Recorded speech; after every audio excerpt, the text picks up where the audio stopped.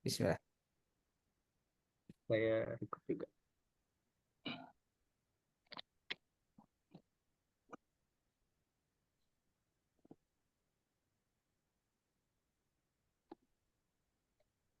Baik, kita mulai, Bapak Ibu sekalian.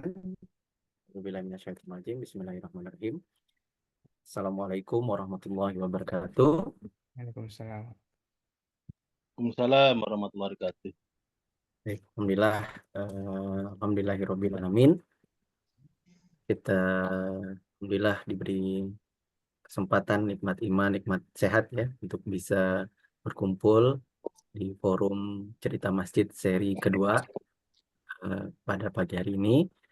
Tidak lupa kita mengucapkan salawat serta salam kepada junjungan Nabi besar Muhammad SAW beserta keluarga, sahabat, dan kita semua pengikutnya hingga akhir zaman.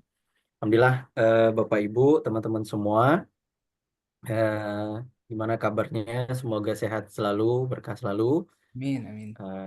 Walaupun sedikit yang ikut, tapi ini mudah-mudahan semuanya orang-orang pilihan ya, yang digerakkan hatinya ya, untuk hari ini kita sama-sama belajar dan sharing ya, bagaimana kita bisa memakmurkan masjid-masjid Allah. Di Bapak Ibu, tentu sebelumnya bagi yang sudah kenal, sebagian besar ya, ada yang sudah kenal, ada juga mungkin yang baru. Mungkin untuk memperkenalkan diri, nama saya Gun Mayudi, yang insya Allah pada pagi hari ini berganti peran untuk menjadi moderator ya, insya Allah di sesi kedua ini, yang nanti di, akan diisi oleh pemateri kita atau teman belajar kita, yang insya Allah nanti Pak Pri Agung Dana Rahmanto. Beliau adalah pimpinan, pengasuh, sekaligus juga ini ya, banyak aktivitasnya, pengajar juga, dosen juga, pengusaha juga ya. Jadi ini beliau sekarang sedang merintis juga, mengembangkan, memakmurkan Masjid Ajar ya. Insya Allah mudah-mudahan Masjid Ajar ini sesuai dengan namanya bisa menjadi masjid yang memberikan pengajaran bagi kita semua bagaimana memakmurkan masjid. Insya Allah itu saja sebagai pembuka sebelum nanti eh, kita bahas ya dengan judul hari ini, eh, survei nasional ya, bagaimana kinerja kinerja masjid di Indonesia. Nanti kita akan sama-sama mendengarkan dari Mas Pri. Sebelumnya nanti saya boleh ngantarkan dulu enggak, Mas Pri? Oh, Sebelum boleh. Silakan, Bangun. mulai ya, Boleh, boleh, boleh. izin Silakan. Bapak Ibu, ini menyambung juga materi sebelumnya. Jadi sebelumnya saya ada melakukan riset juga terkait dengan inovasi ya, bagaimana inovasi manajemen masjid.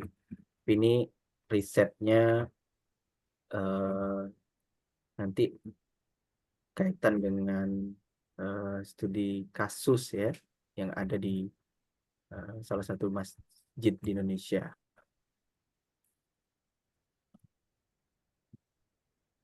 Jadi Bapak Ibu sekalian, yang mana kita sudah sering mendengar ya, sudah kita ketahui. Jadi dalam Quran surah At-Taubah itu, ya kan, narasinya sesungguhnya yang memakmurkan masjid itu hanya orang yang beriman kepada Allah dan hari akhir, ya kan, melaksanakan sholat, menunaikan zakat, dan tidak takut kepada siapapun kecuali kepada Allah, dan semoga mereka mendapat petunjuk. Dari Quran surah At-Taubah ayat 18 ini, ya kan, ini menunjukkan bahwa masjid itu bukan fisik dan beton, tapi fungsi dan kontribusinya, manusianya. Maka ada 4 pilar atau 4 DNA yang harus dimiliki oleh pejuang-pejuang masjid atau yang ingin memakmurkan masjid, yaitu pilar yang pertama yaitu pilar dakwah, kemudian pilar pendidikan, kemudian yang ketiga pilar sosial, dan pilar ekonomi. Nah, ini masing-masing pilar itu dia punya fungsi dan kontribusinya sendiri. Jadi eh, ber- saya mencoba juga nih membuat model lah ya, membuat model masjid berbasis 4 pilar ini. Nah, jadi masjid itu nama lainnya kan Baitullah, Bapak Ibu sekalian. Jadi masjid itu sebagai tempat kembali, maka dia berfokus pada fungsi, kontribusi, dan konsistensi. Jadi fungsinya juga harus jalan, kontribusinya jalan, yang paling penting juga konsistensi. Karena jangan sampai kita cuma bertahan apa jangka waktunya pendek. Jadi sustainable ya, maksudnya jangka panjang terus. Seperti Pak Urip nih ya, Masya Allah, PMB Oh, iya. 1 terus. Jadi konsisten dan masing-masing lainnya. Kapal Munzalan 10 tahun terus konsisten ya Bapak Ibu sekalian. Nah, jadi apa sebenarnya inspirasinya nanti akan sangat nyambung dengan apa materinya Mas Pri. Saya juga mengambil dari sumber daya masjid ya. Nah, sumber daya masjid itu ada 3 Bapak Ibu sekalian. Nanti ditambah dengan 4 pilar ini. Nah, jadi 4 pilar inilah yang ada di dalam ayat Quran ya. Model 4 pilar ini nggak perlu saya bahas, saya langsung saja kepada model 4 pilarnya itu. Jadi intinya 4 pilar ini dia pilar pertama itu hablum apa pilar pertama dan kedua itu terkait dengan hablum minallah, kemudian pilar ketiga dan keempat itu terkait dengan hablum minan nas. Nah, jadi baitullah apa baitul dakwah dan baitul Quran itu bagaimana mengajak orang untuk apa ya terkait dengan ketaatan ya atau hubungan dengan Tuhannya dengan Allah. Sementara Baitul Mal dan Baitul Muamalah itu berkaitan dengan hubungan sama manusia, ya kan? Artinya hubungan muamalah. Nah, jadi di sini nanti 4 pilar ini juga akan terkait dengan panca jangka masjid ya. Panca jangka ini saya ambil dari Pondok Moren Gontor, di mana masing-masing pilar itu ya untuk ketaatan atau baitul dakwah itu dia akan berkaitan dengan pendidikan dan pengajaran karena baitul dakwah ini artinya terkait dengan dakwah keluar ya maka dia akan berhubungan dengan jamaah dengan umat maka dia akan melahirkan ulama atau dai. Nah, sementara baitul Quran yang terkait dengan pendidikan maka dia akan fokus dengan kaderisasinya. Nanti di sini ada santri, kemudian ada ustadznya, eh, apa yang menjadi faktor kunci ya. Kemudian untuk Baitul Mal ini dia terkait dengan pergedungan dan Sijanatullah. Yang dimaksud dengan Sijanatullah ini artinya sumber daya ya, sumber daya aset ya, aset yang apa seperti gedung dan sebagainya. Nah, itu maka kita memerlukan lembaga yang disebut dengan Baitul Mal. Baitul Mal ini kaitannya dengan amil dan muzaki. Sementara untuk Baitul Muamalah ini adalah kesejahteraan ya, kesejahteraan terkait dengan apa bisnis. Maka dia akan berkaitan dengan saudagar dan nazir. Nah, Pancajaka ini sebenarnya namanya Pancajangka Pondok ini, Mas Pri. Tapi ini saya ganti jadi Pancajangka Masjid. Nah, ini diambil dari eh, lima pancajangka, sorry, 4 pancajangka yang ada di Pondok Modern Gontor, yaitu yang pertama pendidikan dan pengajaran, yang kedua kaderisasi, yang ketiga pergedungan dan sijadatullah, yang keempat kesejahteraan keluarga masjid. Nah, ini 4 pancajangka pondok dan sepertinya relate dengan 4 pilar ini ya kan. Nah, jadi inilah yang nanti sebenarnya yang mungkin nanti kita riset nih Mas Pri. Ini memang belum belum ini ya. Tapi idaro, imarah dan riayah ini nanti bagaimana dakwah itu terhadap kinerja, kemudian pendidikan itu terhadap kinerja masjid, sosial itu terhadap kinerja masjid, dan ekonomi itu terhadap kinerja masjid. Dan ini secara apa prakteknya ya, wawancara dan studi kasus yang ada di Masjid Kapal Munjalan ini sudah berjalan ya Bapak Ibu sekalian. Sehingga inilah model yang ada di Masjid Kapal Munjalan hari ini. Jadi dia ada ada apa idaro, imadah dan rayah yang mengurus masjid, yang kemudian didukung oleh dakwah, pendidikan, sosial dan ekonomi. Yang itu kemudian kita tahu semua menjadikan Masjid Kapal Munjalan itu menjadi masjid yang makmur, berkah, berlimpah. Nah, itu yang nanti mungkin nanti ini gambaran nanti Mas Pri terkait dengan apa model sumber daya ya, bagaimana kita mengoptimalkan sumber daya masjid. Insya Allah nanti mungkin bisa apa kita kolaborasikan bersama.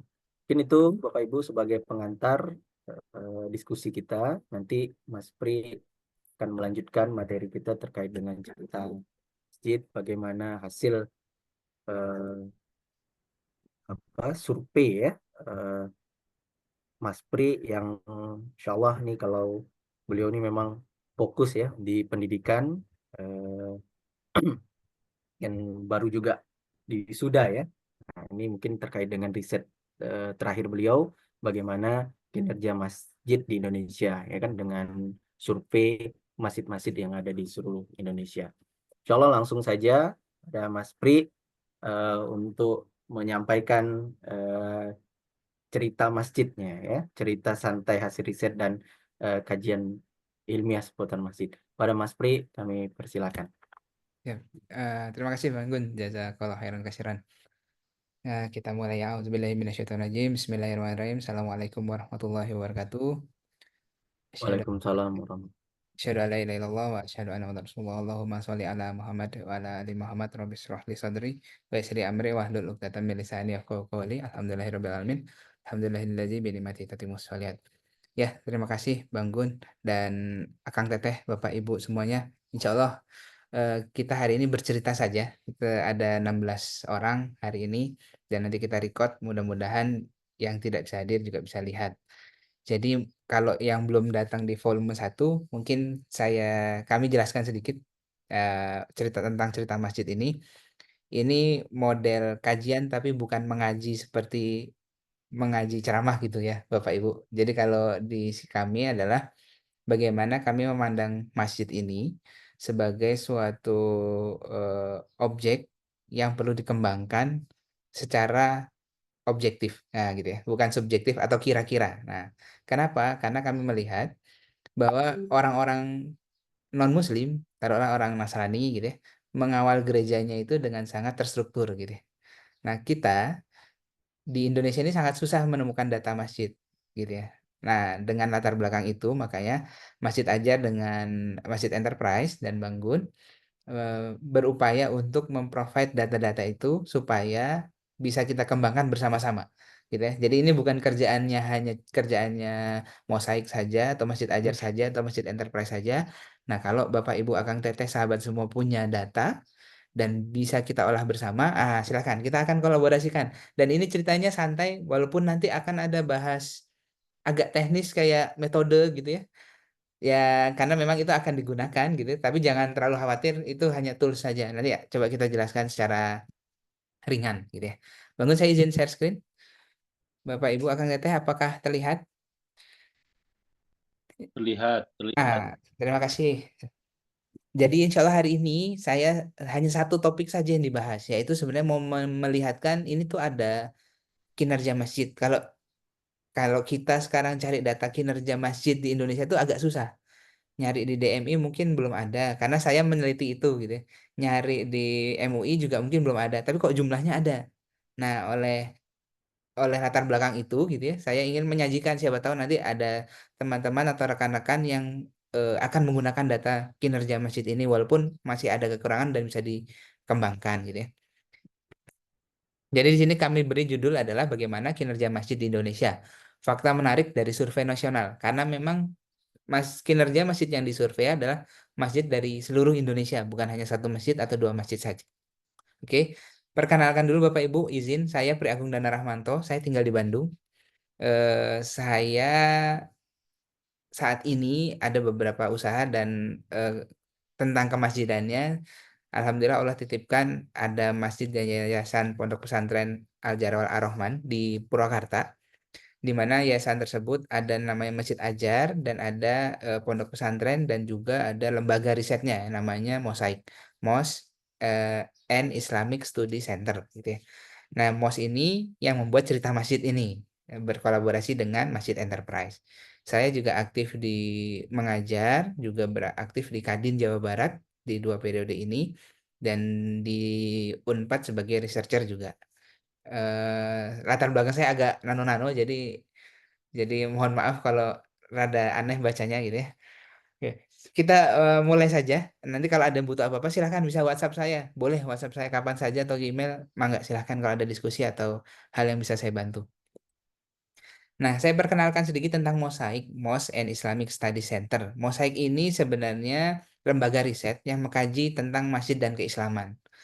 Saat ini ada kajian tentang kemasjidan.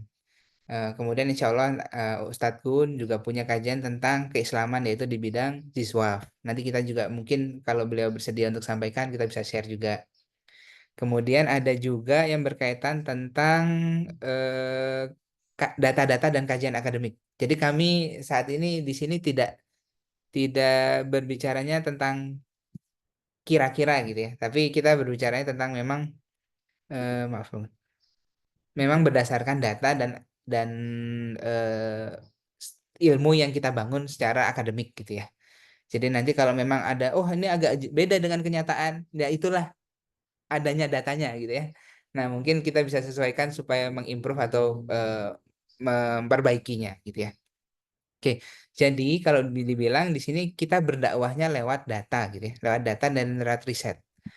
Karena apa? Karena tanpa adanya data dan riset, maka pengambilan keputusan itu tidak bisa dilakukan dengan eh, objektif gitu ya. Khawatirnya kan ada kecenderungan, oh saya teh lebih suka warna merah gitu. Ujuk-ujuk mestinya dicat warna merah, ternyata jamaah tuh nggak nyaman sama warna merah gitu ya. Kan jadi agak jaga sembung gitu ya. Jadi kalau kita pakai data biasanya sih lebih objektif.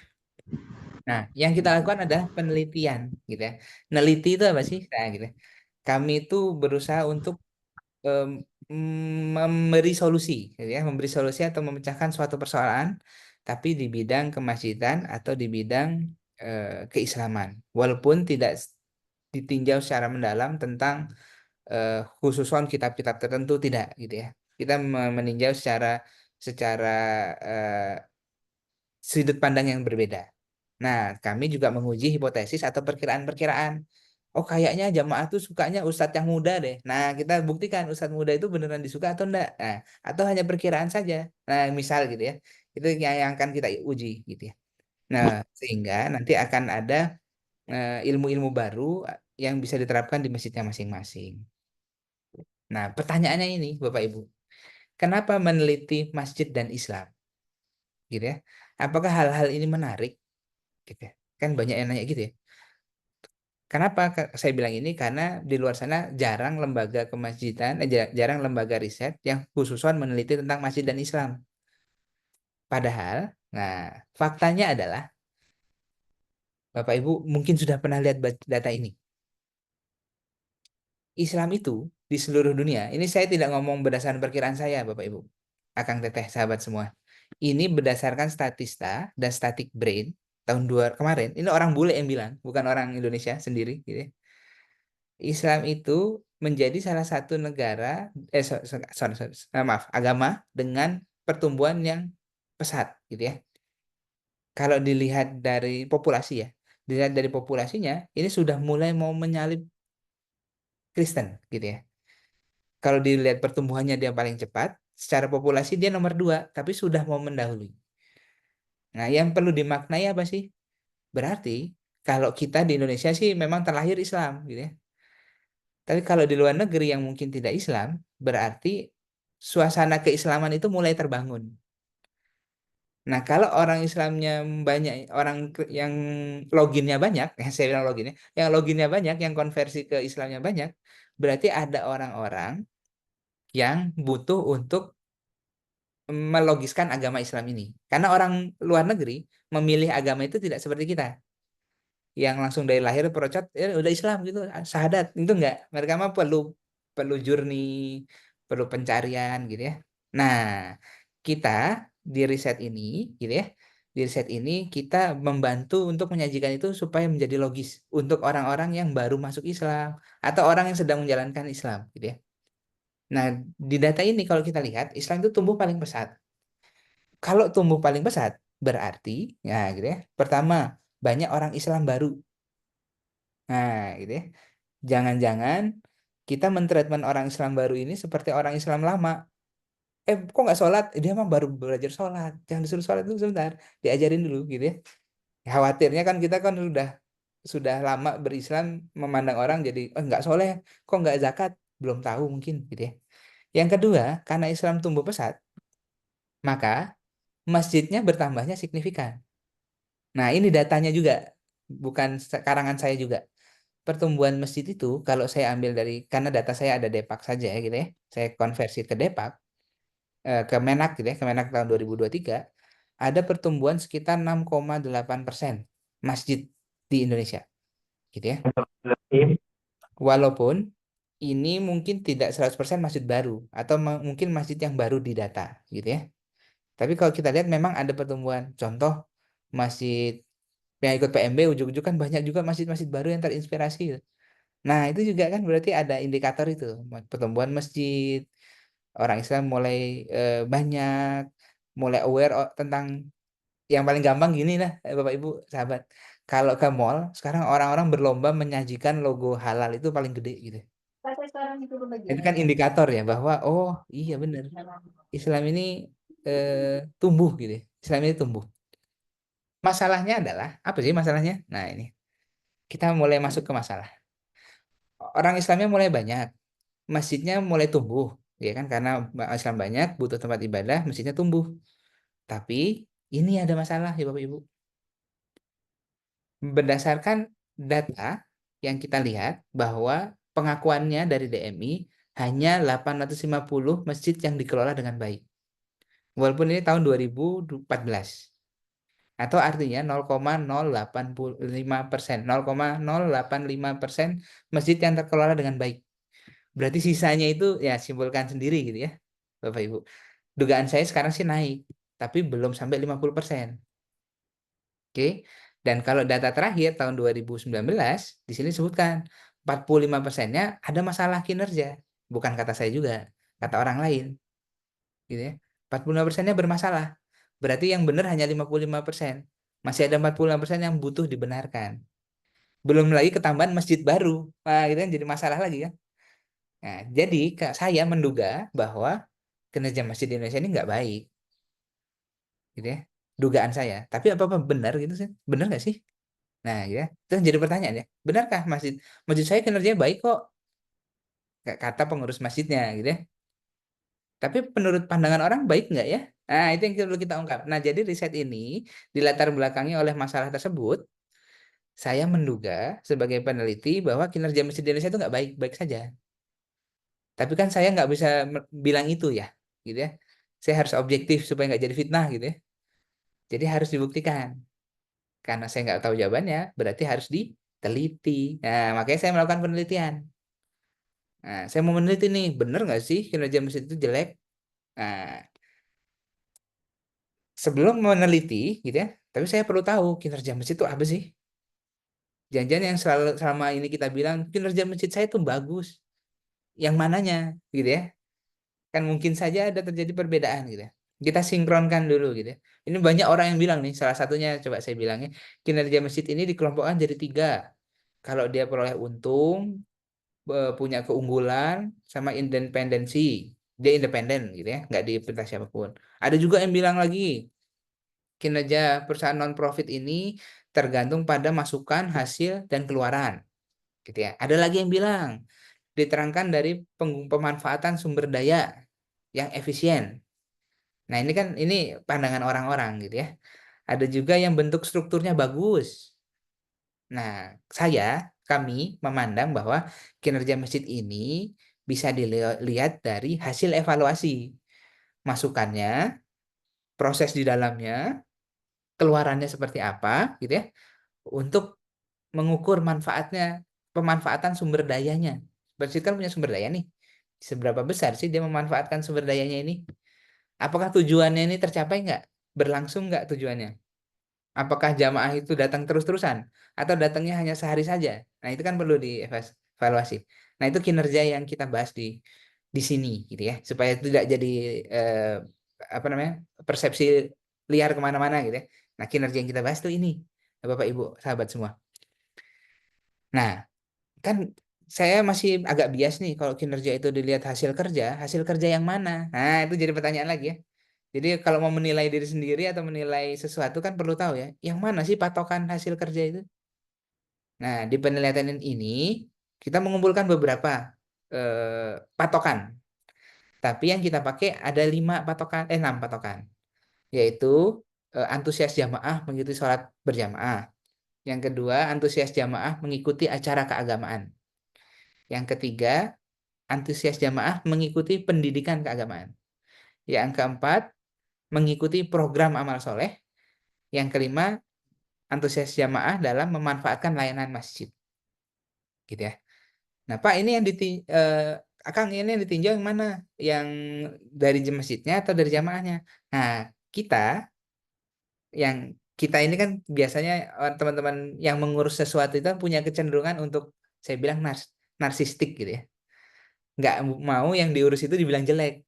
Kalau kita menilai diri sendiri, cenderung kita bilang masjid saya mah bagus kok gitu ya. Nah, jadi kami melihat sudut pandang lain, membiarkan jamaah untuk menilai kita. Nah, jadi riset ini membiarkan jamaah untuk melihat kita. Bagus nggak sih kita tuh di mata jamaah gitu?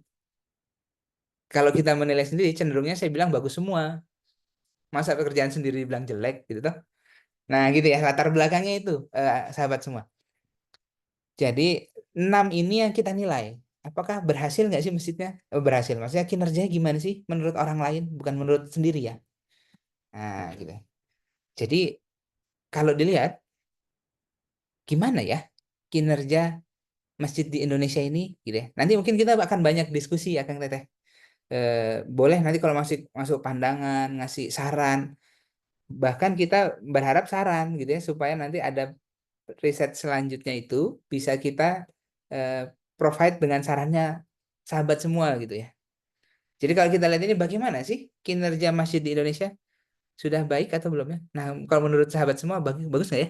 Ada yang bisa ngechat nggak? Silahkan kalau ada yang ngechat. Eh, Pandangannya gimana? Nah, kita uji aja dari sini nih, Ustadz Gun. Kalau ada 80% yang bilang bagus, nah berarti valid. Kalau sedikit yang bilang bagus, berarti kita perlu perlu sesuaikan. Ya. Nah, gitu. Coba boleh boleh. Bapak Ibu rekan-rekan Sebagai semua, jamaah sahabat. ya, Mas Bri. Sebagai jamaah pada umumnya gimana kinerja Ya masjid betul. di Saya punya Indonesia? pertanyaan ini. Bantu jawab saya di chat aja. Nah, gitu ya. Bagus nggak kira-kira? Gitu ya. Saya kasih waktu semenit lah ya. Sambilnya ada yang udah ngirim nih, belum bagus. Eh, ada lagi yang bilang, coba, ayo ayo, saya belum bagus. Oke oke.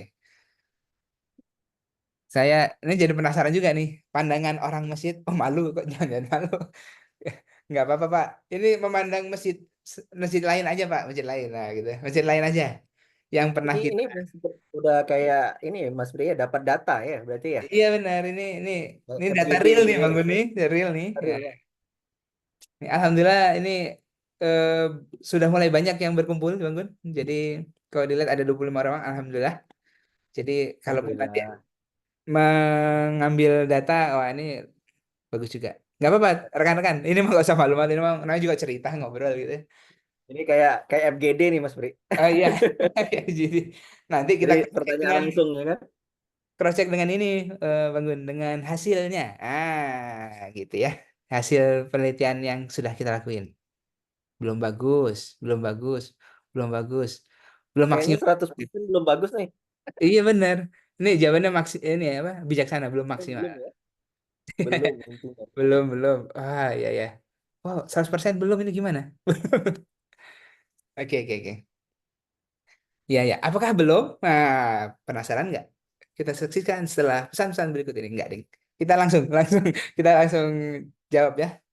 Gini, rekan-rekan, kita coba breakdown ya. Apakah benar sih jawabannya? Gitu. Oke, kita lihat. Belum transparan. Masih gaya kolonial. Waduh, kalau kolonial ini kayak itu ya. Kayak zaman perang ya. Oke, oke. Terima kasih Pak Dwi. Nggak apa-apa, terima kasih rekan-rekan. Ini jawabannya eh, mantap ya. Kita lihat pertanyaan saya. Ini pertanyaan selanjutnya nih. Bagaimana kinerja masjid Indonesia? Kinerja masjid yang mana? Gitu kan. Saya perlu nanya dulu. Masjidnya yang mana yang dipandang nih? Gitu ya. Masjid yang kayak gimana juga? Gitu kan perlu dipandang juga ya. Jadi betul masih bisa digas, betul. Ini sangat benar. Ini nanti kita lihat gasnya yang bagian mana gasnya gitu. Jangan terlalu ngegas juga, jangan terlalu ngerem juga ya. Agak main-main lah ya, gitu ya. Terima kasih Pak Ari. Kita lihat. Kita punten Bapak Ibu Akang Teteh sahabat semua. Saya sedikit membahas tentang metode penelitian. Ini agak teknis. Nah, jadi masjid di Indonesia kan bisa dibayangkan ya, begitu banyak masjid di Indonesia. Karena tinjauan kita jamaah di Indonesia kan berarti dianggaplah orang-orang Islam yang ada di Indonesia. Ada 240 juta orang, data saya. Kita nggak mampu mengumpulkan semuanya. Pertama, waktunya lama banget. Yang kedua, sumber dayanya pasti lama. Dan kalau semua diambil, jadi sensus, kayak sensus penduduk. Makanya kan kita perlu menentukan nih, jamaah mana yang kita ambil. Gitu toh? Apakah jamaah Papua? Apakah jamaah Aceh? Aceh yang benar-benar sudah Islam? Apakah jamaah Bali? Ya, kita perlu tahu yang mana. Nah, kita lihat. Kami di penelitian ini pakai dua, yang namanya clustering sampling sama stratified random sampling. Saya jelaskan sedikit, izin saya jelaskan sedikit. Jadi gini Bapak Ibu, kalau clustering sampling ini, karena wilayah Indonesia itu banyak sekali, gitu ya, kami mengklasterkan ke dalam pulau-pulau, gitu ya. Oh ada Pulau Sumatera, oh ada Pulau Jawa, klaster Sulawesi, klaster Kalimantan, gitu ya. Setelah itu terklasterkan, gitu ya, kita lihat tuh rank ada di rank gitu ya. Nanti ada beritahunya di ranking. Kita karena terlalu banyak kita sempitkan gitu ya. Kemudian kita ambil wilayahnya yang potensial. Misalnya oh Jawa ambil potensial. Oh mana ambil potensial. Mau mana diambil gitu ya. Kemudian kita stratified. Stratified maksudnya gini. Nggak adil dong kalau saya semua wilayah saya ambil 10 gitu ya. Padahal penduduk Islam di Jawa itu lebih banyak daripada di Papua gitu ya. Jadi saya ambilnya Jawa lebih banyak dong dari Papua, nggak bisa disamain, gitu ya. Supaya datanya objektif. Nah, gitu ya. Jadi kita akan mengklasterkan, dipilah, terus setelah dipilah kita lihat persentasenya. Oh, Jawa lebih banyak. Oh, kedua Sumatera, nomor dua lebih banyak. Oh, nomor tiga, gitu ya. Jadi kalau di sini yang biru tiga berarti diambil satu, yang hijau tiga diambil satu. Oh, yang merah enam. Ya udah saya ambilnya dua. Ah, kira-kira gitu. Setelah ini dilakukan, ketemulah ini. Nah, Bapak Ibu, datanya saya bacain sedikit ya. Penduduk di Indonesia itu 241 juta yang muslim. Di DKI Jakarta, di Pulau Jawa, 62% persebarannya. Di Pulau Sumatera, 22%. Ini data dari BPS ya, Bapak Ibu ya. Bukan karangan saya. Saya nggak bisa mengarang data secanggih ini. Kemudian nomor tiga, di Sulawesi 7%, di Kalimantan 6%, di Bali dan Nusa Tenggara itu 3%, di Maluku 1%, di Papua 0. Nah, jadi setelah hitungan dari 241 itu pakai metode, ketemulah angka, oh untuk mewakili 241 juta itu butuh sekitar di atas 240 orang, misalnya gitu ya. Ada hitungannya. Nah, makanya saya sebar ke itu. Oh sorry, di atas 300 orang. Oke, ya udah saya supaya nggak terlalu mepet, saya sebar 380. Sorry, 308. 308 ini di mana persebarannya? Nah, bisa dilihat di samping. Karena Jawa itu 62%, berarti Jawa itu yang diwakili oleh 193 jamaah. Sumatera itu 22%, diwakili 63 jamaah. Sulawesi juga, Kalimantan, Bali, Papua, sampai Maluku ada yang mewakili survei ini, Bapak Ibu. Nah, yang Papua nggak ada karena memang nol. Jadi takut mubazir, ya sudah saya nolkan saja untuk sementara berdasarkan hitungan ini, gitu ya. Supaya kebayang, Pak nggak bisa dong hanya nyurvei satu dua masjid untuk mewakili Indonesia Raya. Memang nggak bisa. Karena nggak bisa, kita pakai yang ini. Nah, mudah-mudahan ilmu yang seperti ini juga berguna nanti kalau sahabat semua mau survei di masjidnya. Nggak bisa jamaah hanya satu acara saja. Semua acara dong diratain. Nah, gitu ya. Nggak bisa jamaah hanya di hari Jumat saja. Pasti jelas sudah soleh gitu ya. Nggak jamaah yang lain dong gitu ya. Nah, gitu. Jadi perlu eh, persebaran yang baik gitu ya. Oke, jadi di sini kita pakai 308 orang sampel jamaah. Nah, hasilnya adalah ini hasilnya. Kita lihat ya. Mulai yang pertama. Deskripsinya. Kita dari 308 ini tersebar di sekitar 175 100 sampai 108 masjid, 180 masjid di Indonesia. Di seluruh Indonesia. Di wilayah yang tadi yang sudah kita sebutkan. Ternyata yang banyak mengisi laki-laki. Nah, kriteria jamaah yang datang ke sini adalah jamaah yang sudah datang ke masjid minimal, nggak minimal sih, minimal satu kali dalam sebulan, gitu ya. Jadi dia pasti datang ke masjid minimal sekali. Oke. Nah, di sini bisa dipastikan yang ikut ini minimal kalau di kami di setting 2 kali sih sebenarnya. Lebih dari 1 berarti 2. Jadi dia 2 kali ke masjid gitu ya. Jadi tahu kondisi masjidnya. Yang kedua, di sini kita bisa lihat jamaah yang datang itu laki-laki banyaknya Bapak Ibu di survei ini. Karena memang benar karena jamaah cowok atau laki-laki ini memang yang dianjurkan untuk datang ke masjid. Maka yang ngikutinnya banyaknya laki-laki. Yang kedua, usianya gimana? Usianya kalau dilihat paling banyak yang ngisi itu anak muda, 20 sampai 29 tahun. Kenapa? Karena surveinya tuh online. Sepertinya gitu ya, ada kecenderungan bapak-bapak itu agak males ngisi. Jadi akhirnya yang banyak ngisi anak-anak muda. Tapi nggak apa-apa, karena memang masjid-masjid yang viral saat ini yaitu masjid anak-anak muda gitu ya. Jadi kita malah mendapat menangkap bagaimana pandangan anak muda itu terhadap masjidnya, ya gitu ya, kira-kira.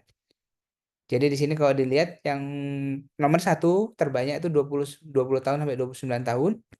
Yang kedua terbanyak 30 sampai 39 atau kalau dirangkum ini namanya usia dewasa muda versi versi formalnya.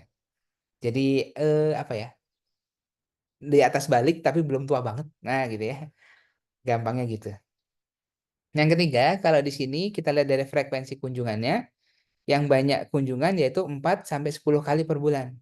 Jadi bisa dilihat bahwa nih kalau 4 kali minimal jamaah yang ngisi ini ikut sholat Jumat di masjid yang sama. Jadi dia tahu tuh karakteristik masjidnya seperti apa.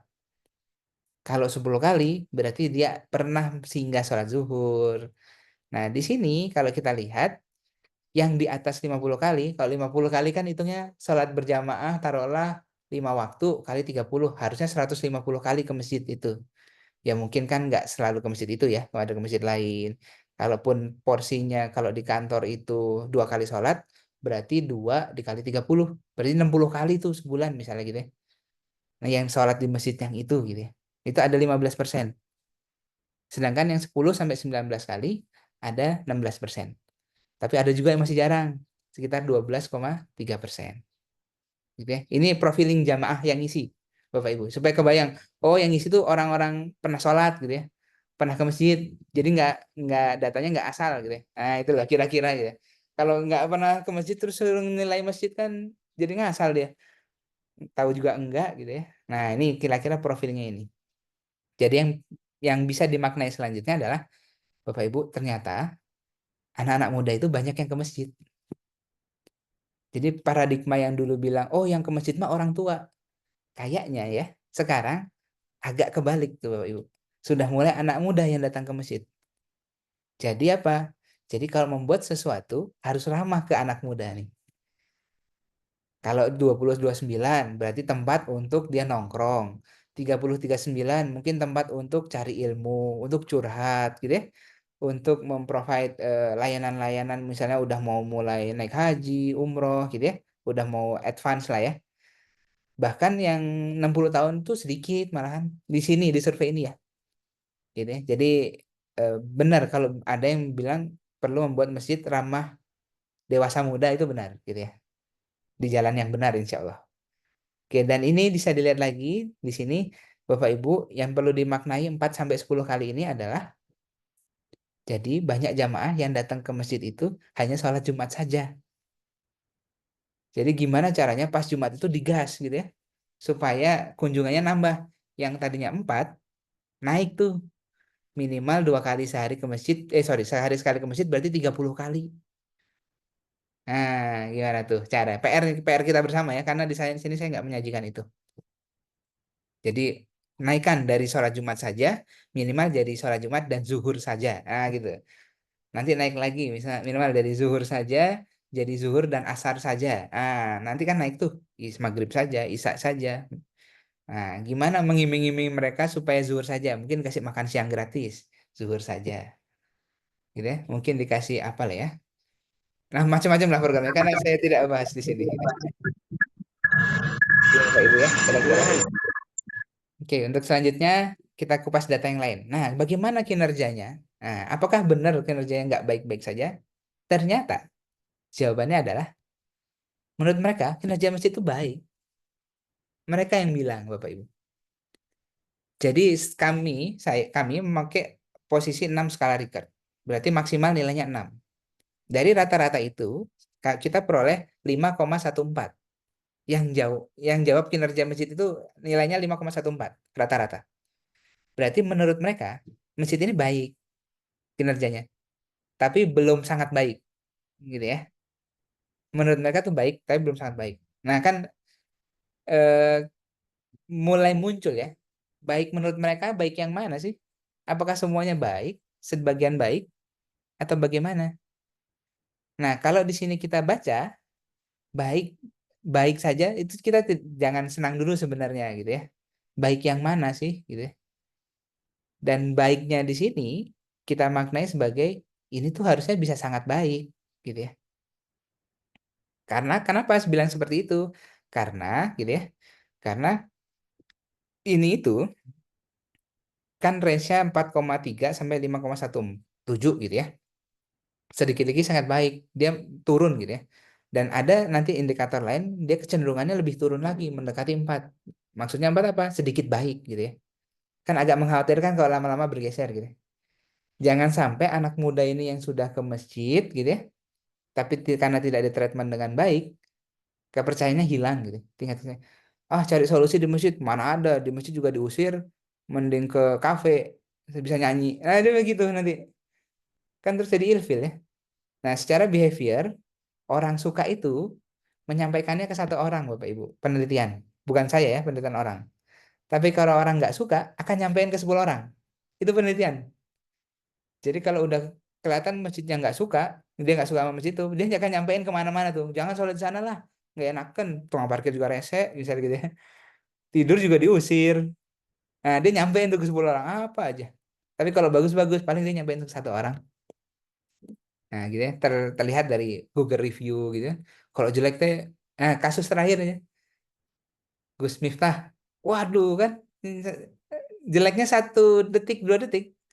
Wah, seluruh Indonesia Raya tuh. Coba baiknya dia misalnya. Baiknya beliau gitu ngapain? Lah nggak ada yang nyampein kan.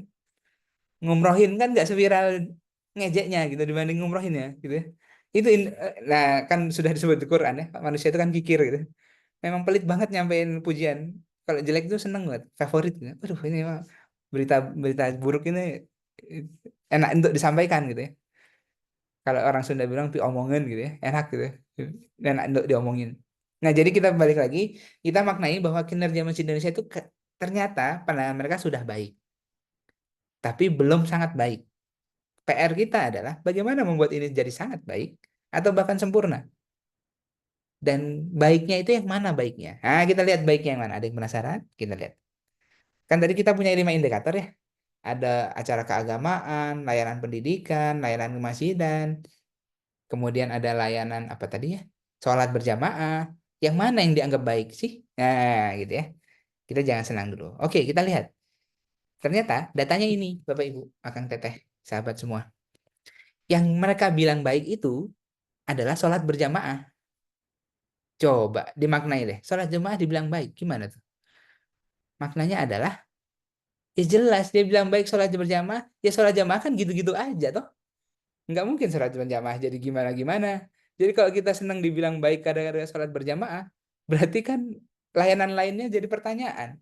Kalau sholat berjamaah tetap begitu, nggak mungkin imamnya jadi 2 kan? Nah gitu deh. Jadi yang mereka anggap baik itu sholat berjamaahnya. Oh ya sholat jamaah kan begitu gitu. Jadi bahkan kalau kita lihat lagi, ya di sini ada layanan masyarakat tuh 5,12, amal soleh 5,10, pendidikan agama 5,04, hampir 4 ya, hampir mendekati 4. Acara keagamaan 5,11. Jadi kalau dilihat di sini, skor tertinggi terbaik menurut mereka adalah sholat berjamaah. Yang terendah adalah pendidikan agama. Nah, ini juga kan. Maknanya apa? Pendidikan agama di sini terkait tentang ada TPA, pengajaran lainnya gitu, ceramah dan lain gitu ya. Mereka menganggap bahwa mungkin pendidikan agama yang diberikan di masjid itu kurang proper. Nah, gitu ya.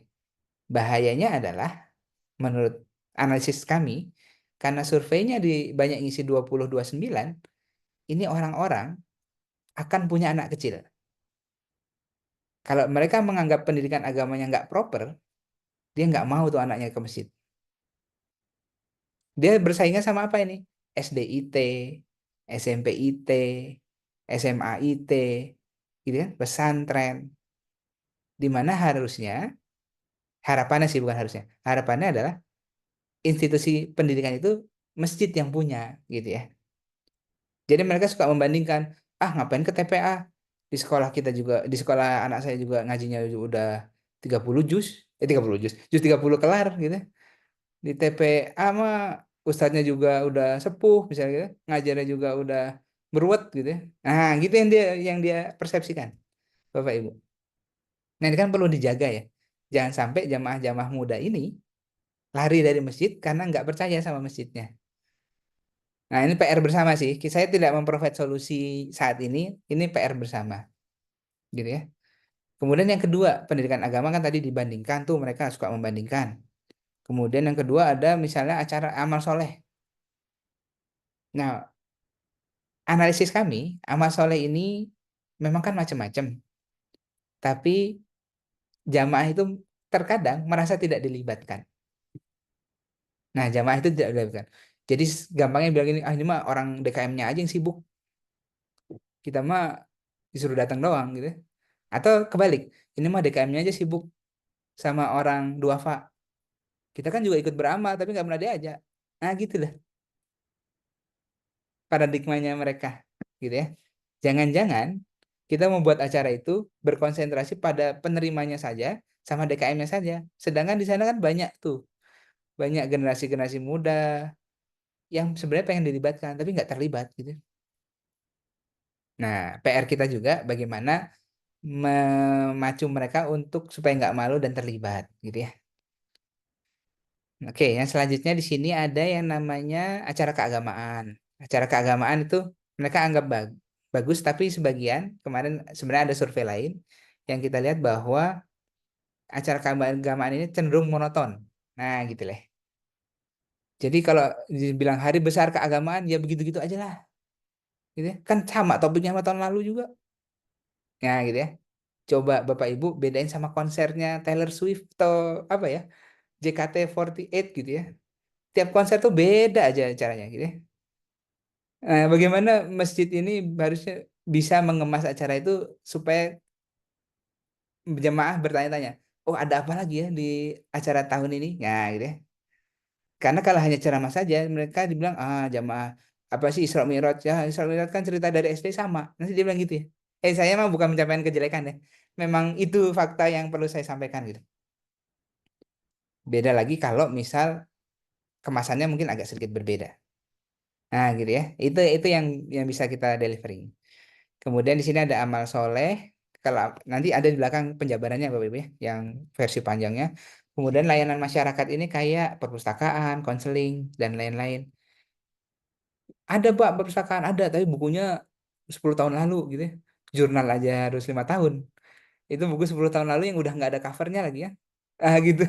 Jadi jadi ya hal-hal ini juga gitu ya. Termasuk di sini ada klinik kesehatan, eh, layanan kesehatan, layanan konseling. Jamaah menganggap ini masih perlu diimprove gitu ya. Tidak sebagus saat sholat berjamaah. Jadi masih ada lahan untuk mengimprove hal-hal itu. Pengadaan layanan kesehatan, perpustakaan yang baik, playground. Nah ini termasuk nih, playground untuk anak-anak. Mungkin ada daycare mungkin di situ. Jadi mereka menganggap masjid itu saat ini baru untuk sholat saja bagusnya. Nah gitu ya. Bukan bagusnya sih. Hmm, sangat baiknya untuk sholat saja. Tapi untuk hal-hal lain mungkin masih ada komplimen yang lain gitu ya. Substitute produk yang lain. Ke TK lah, SDIT lah, ke Amal Soleh, ke klinik lah. Karena masjidnya belum punya. Nah, pandangan mereka seperti itu Bapak Ibu. Mohon maaf kalau nanti kalau ada pandangan lain karena ini berdasarkan survei saja gitu yang saya ungkap. Kemudian selanjutnya, nih kinerja masjid itu dianggap sudah baik, tetapi masih perlu ditingkatkan. Perlu ditingkatannya khususnya untuk layanan masyarakat, layanan amal soleh, pendidikan, dan acara keagamaan. Nah, perlu ditingkatkan ini pakai apa? Nah, barangkali kita diskusi, Bapak Ibu. Menurut Akang Teteh sahabat semua, gimana cara ningkatin kinerja ini ya. Walaupun memang kami sudah membuat solusinya untuk pertemuan berikutnya. Biar penasaran kan? Kita sudah membuat draft solusi untuk ini sebenarnya gitu ya. Nah, tapi barangkali ada pandangan lain, boleh kita diskusikan. Nanti bisa bersama Ustadz Gun, Bang Gun. Setelah ini kita bisa tanya jawab, Bang Gun, silakan. Siapa tahu ada yang mau menyampaikan pendapatnya. Dari saya sekian, terima kasih banyak. Mohon maaf kalau ada hasil riset yang tidak sesuai dengan ekspektasi atau eh, tidak sesuai dengan bayangan, tapi itulah yang bisa kita dapatkan semurni-murninya hasil raw file-nya ya ini gitu ya. Nanti mudah-mudahan kita bisa improve di riset-riset berikutnya. Ini ada kelemahannya nggak riset ini? Ada kelemahannya. Saya bilang kelemahannya ya, Akang Teteh, sahabat semua. Kelemahannya, saya tidak mengidentifikasi, kami tidak mengidentifikasi jenis masjidnya. Karena masjid itu macam-macam ya. Ada masjid jami, masjid agung, masjid publik, oh macam-macam lah. Di sini, riset kami tidak mengidentifikasi itu. Mungkin saja kebutuhan masjid jami dengan masjid agung beda. Mungkin saja kebutuhan masjid agung sama masjid publik beda. Nah, ini bisa di riset berikutnya kita mainkan lagi, gitu ya. Yang kedua, kami juga tidak mengidentifikasi, gitu ya, satu masjid satu jamaah.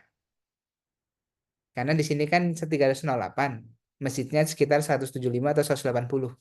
Berarti ada satu masjid yang ngerjainnya dua orang, gitu ya. Akan lebih baik kalau satu masjid mungkin diwakili satu orang atau rata semua masjid dua orang, kan lebih fair, gitu ya.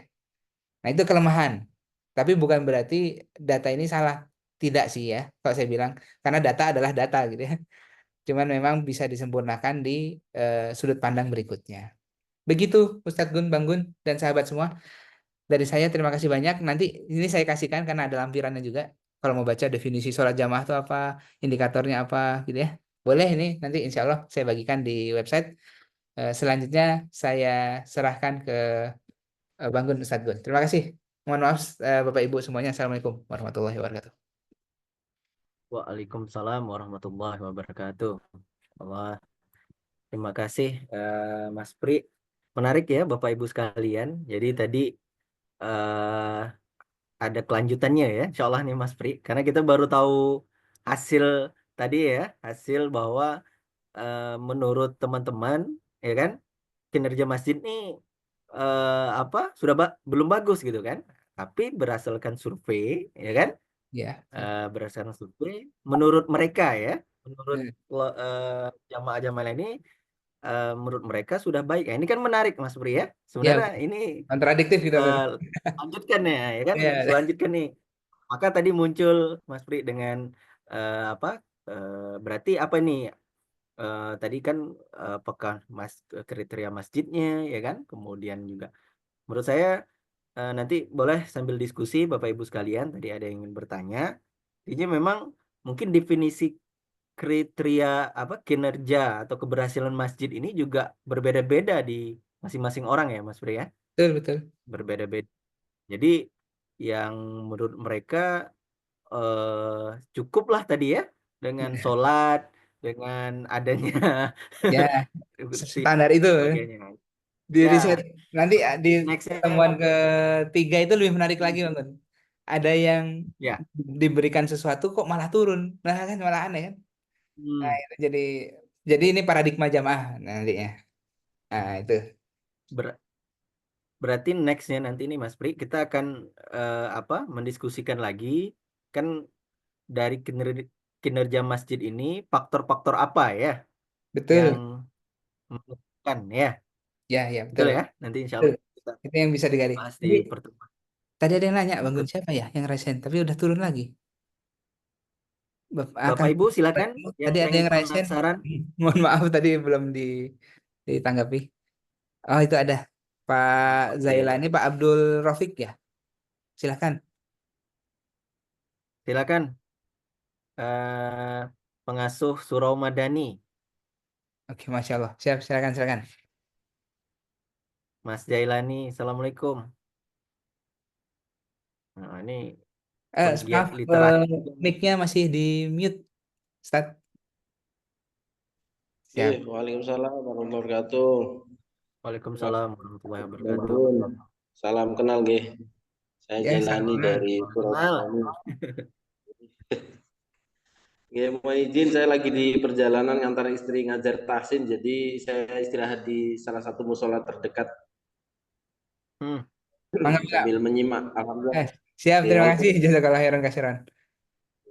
Alhamdulillah tadi bisa menyimak walaupun nggak dari awal-awal banget, tapi masih dari pendahuluan, jadi masih masih aman insya Allah menyimak materi.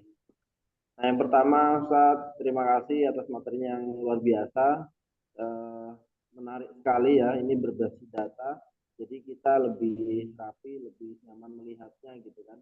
Bukan berdasarkan perkiraan-perkiraan, tapi benar-benar analisis. Nah, dari dulu sebenarnya. Suaranya hilang ya? Mas Zailani, maaf agak hilang suaranya. Bisa agak dekat. Oke ya. Lebih Tadi dekat lagi jelas, gimana? Oke. tadi jelas saya.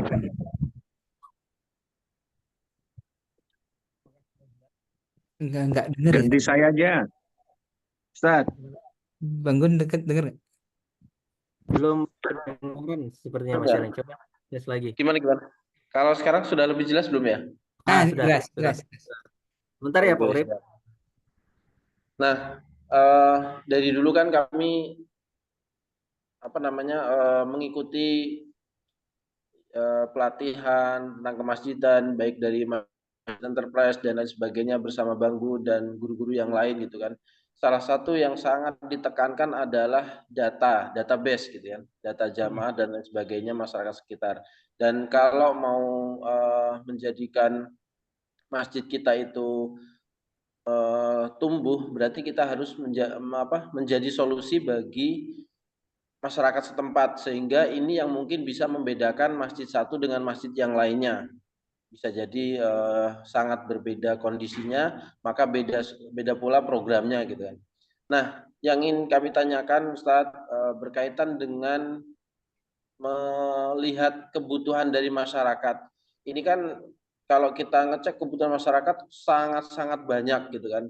Mungkin dari bidang ekonominya, sosialnya, agama, pendidikannya dan lain sebagainya. Intinya kalau dilihat kok malah jadi semuanya ya jadi masalah gitu. Nah, pertanyaannya kita sebagai pengelola masjid ini mau ngambil yang mana? Apakah hanya keagamaannya saja, pendidikan keagamaannya, atau juga turun ke sosialnya, turun ke ekonominya yang sesuai idealnya gitu kan, dan juga dikaitkan dengan kemampuan SDM kita. Sehingga kita kadang malah pengennya kan program banyak nih, saking semangatnya gitu kan, apalagi mungkin habis dapat pelatihan gitu kan, wah program banyak, ABCD, banyak sekali lah gitu. Begitu mau jalan, ternyata ya cukup istiqomahnya kan berat gitu kalau banyak. Nah, yang jadi pertanyaan, bagaimana kita mengcreate program yang memang itu program yang dibutuhkan masyarakat dan bisa kita lakukan, kita berikan dari masjid kita gitu kan, sehingga ya kita bisa maksimal di situ dan hasilnya memang benar-benar dirasakan. Jangan sampai kita merasa maksimal membuat program tapi ternyata masyarakat nggak membutuhkan, atau sebaliknya masyarakat benar-benar membutuhkan tapi kita juga sempoyongan nih memberikannya, enggak karena mungkin keterbatasan SDM, biaya dan lain sebagainya. Mungkin itu, terima kasih Ustaz. Oke. Bangun Mau satu-satu. langsung dijawab?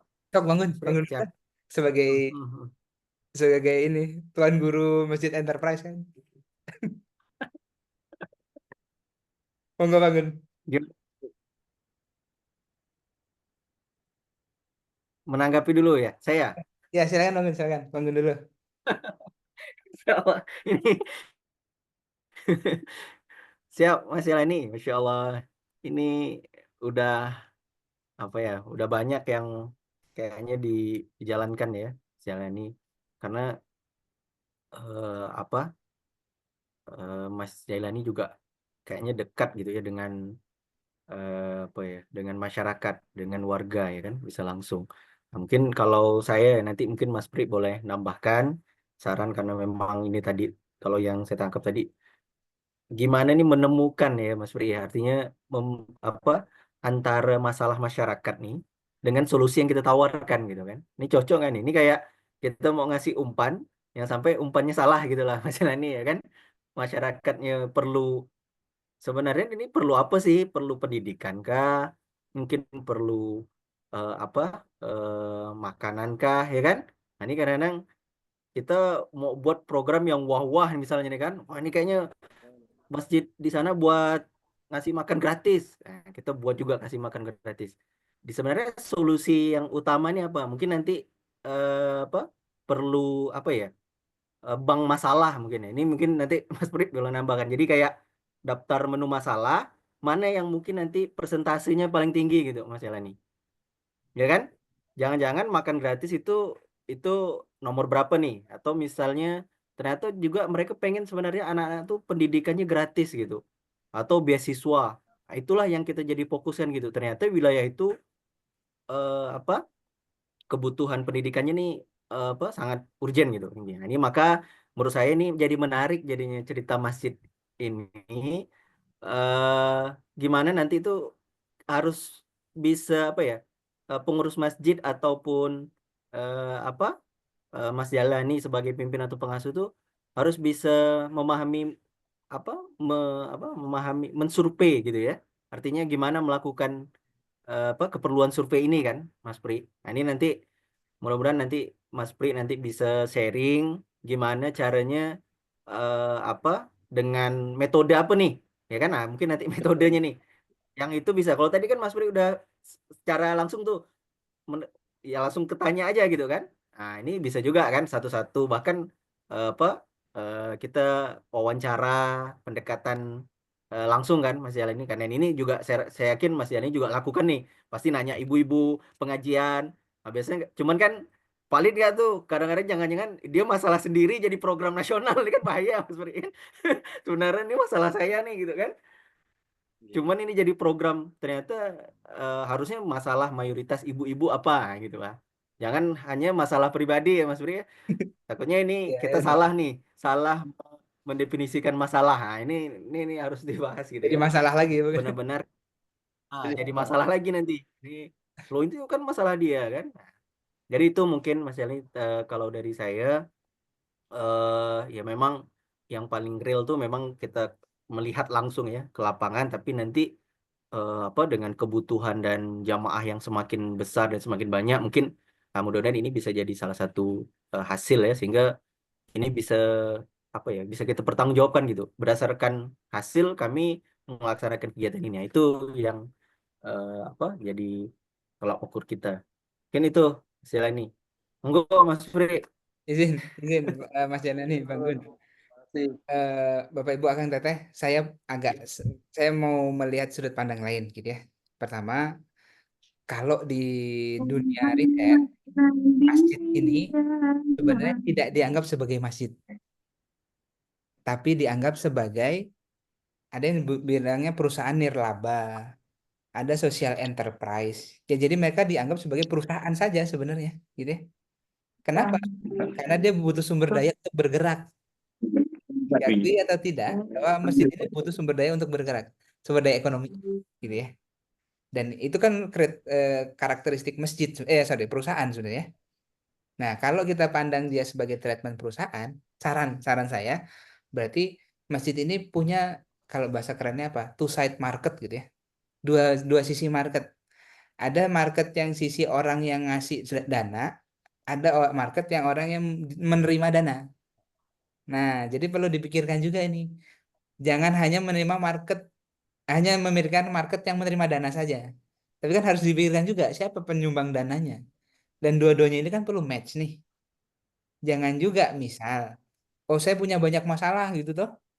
Tapi saya pikirinnya marketnya makan-makan. Sedangkan market yang mau memberi itu nggak mau memberi makan-makan gitu ya. Nah itu kan perlu disinkronisasi gitu ya. Yang pertama yang perlu dilakukan mungkin saran saya, tadi Bang Gun udah ngasih beberapa pilar saja tuh Bang Gun ya. Ya ada ekonomi, sosial.